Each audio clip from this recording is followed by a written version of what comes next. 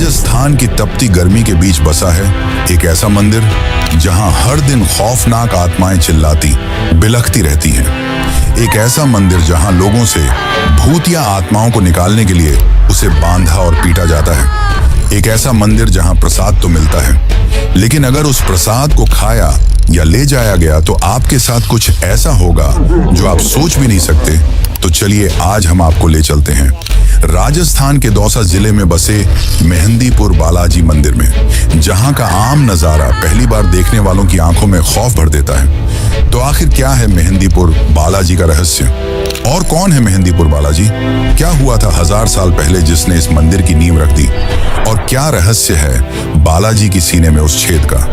लेकिन उससे भी बड़ा रहस्य तो यह है कि आखिर क्यों बालाजी की मूर्ति को हमेशा ढक के रखा जाता है?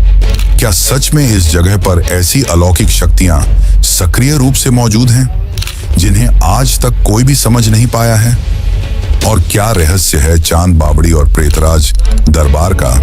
तो आज की इस डॉक्यूमेंट्री में हम मेहंदीपुर बालाजी के इन सभी अनसुलझे रहस्यों, खौफनाक प्रथाओं और सदियों पुरानी पौराणिक कथाओं की गहराई में उतरेंगे और जानेंगे कि क्या सच में यहाँ भूत प्रेत और आत्माएं आती हैं, या केवल यह एक मनगढ़ंत कहानियों का हिस्सा है।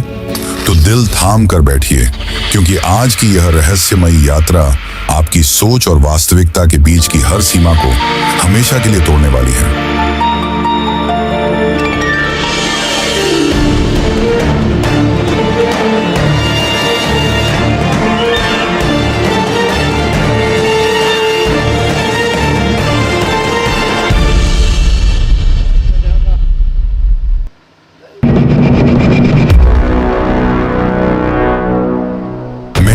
बालाजी मंदिर की रहस्यमयी आत्माओं की कहानी को जानने से पहले हम इस मंदिर की उत्पत्ति की कहानी को जान लेते हैं। यानी कि आज से लगभग 1000 साल पहले अरावली पर्वतमाला, जिसे दुनिया की सबसे पुरानी पर्वतमाला कहा जाता है, और इसी प्राचीन रहस्यमयी पहाड़ियों के बीच छुपा है मेहंदीपुर बालाजी का उद्भव। राजस्थान के स्थानीय इतिहास और राजपूताना के कई ग्रामीण लोक साहित्यों के अनुसार पता चलता है कि उस काल में यह पूरा क्षेत्र एक भयंकर और घने जंगल से घिरा हुआ था, और इन्हीं जंगलों के बीच गोसाई जी महाराज नाम के एक संत तपस्या किया करते थे। एक रात गोसाई जी महाराज ने एक स्वप्न देखा, जिसमें उन्होंने देखा कि वे नींद की अवस्था में अचानक उठकर चल पड़े, और थोड़ी दूर जाने के बाद उन्होंने देखा कि जंगल के उस घोर अंधकार में हजारों दीपकों की रोशनी जगमगा रही है। घोड़ों की टापों और हाथियों की आवाजों से पूरा जंगल गूंज रहा था, और एक विशालकाय सेना उनकी ओर बढ़ी चली आ रही थी।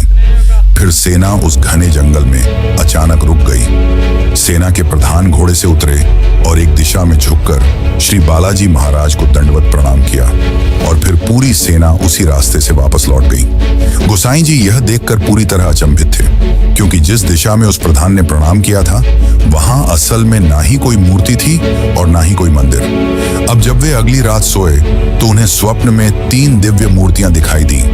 फिर एक आवाज गूंजी जिसने कहा, उठो, मेरी सेवा का भार ग्रहण करो, मैं अपनी लीलाओं का विस्तार करूंगा।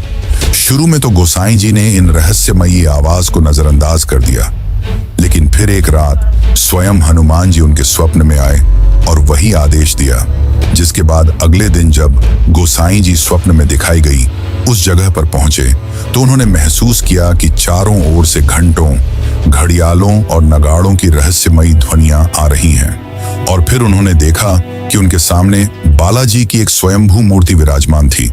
गोसाई जी ने तुरंत आसपास के गांव वालों को इस चमत्कार के बारे में बताया, और सभी ने मिलकर उस प्राकृतिक प्रतिमा के पास बालाजी महाराज का एक छोटा सा मंदिर स्थापित कर दिया।